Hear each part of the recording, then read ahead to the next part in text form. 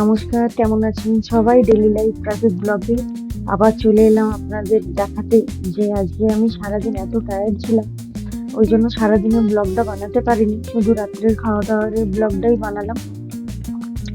আজকে রান্না করে দুপুরের মতন করে দিয়েছিলাম, যে যেখানে সবাই নিজে নিয়ে খাবে, কিন্তু তাও ছুটি নেই আমার, বেড়ে দিতেই হলো বাবাইকে। তো তারপরে বাবা খাবারটা নিচ্ছিল। তো আজকে চিকেন বানিয়েছিলাম, হান্ডি চিকেন, রুটি আর একটুখানি দুপুরের রাইস বেঁচে গিয়েছিল। তো লম্বা চালের ভাত যেহেতু সেহেতু আর নষ্ট করলাম ওটাকে, তো ওটাকে একটু ফ্রাই করে দিয়েছিলাম আর একটু ঘি দিয়ে কাজু কিশমিশ দিয়ে। আর ছিল পায়েস, পায়েসটা মা বানিয়েছিল।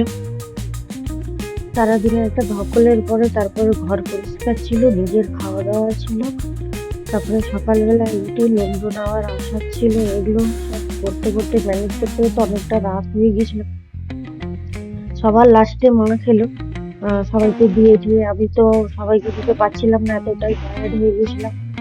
তো খাওয়া দাওয়াটা করতে করতে ভাবছিলাম যে কোথায় কালকে কিভাবে কেক আনতে যাবো, কি করব। তো যাই হোক, ব্লগগুলো আগেই আপনাদের সাথে শেয়ার করে দিয়েছি, এটা আপনাদের সাথে শেয়ার করা হয়নি, তো ভাবলাম যে এই মুহূর্তটাও আপনাদের সাথে শেয়ার করি। তো আপনারা কি কোথা থেকে দেখছেন আমাকে জানাবেন।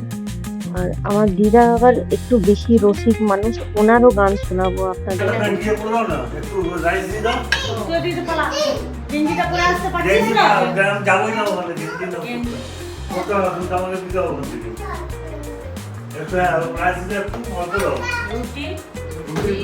এই সিস্টেমটা ভালো নয়, যে যেটা খাবে নিয়ে নেবে, যতটা খাবে। হ্যাঁ স্যার, সব থেকে ভালো নিজের ইচ্ছা মতো। আর এই দিদি পার্টি দিদি সিস্টেমটা একটু আপগ্রেড করতে হবে, একটা লোক ওখানে দাঁড় করাতে হবে যে খাবারটা দিয়ে দেবে। এখন হঠাৎ করে লোক কোথায় পাবো?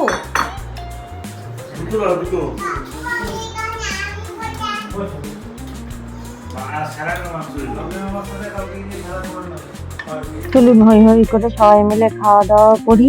আজকের মতন এইটুকুনি। আপনারা ভালো থাকবেন, সুস্থ থাকবেন।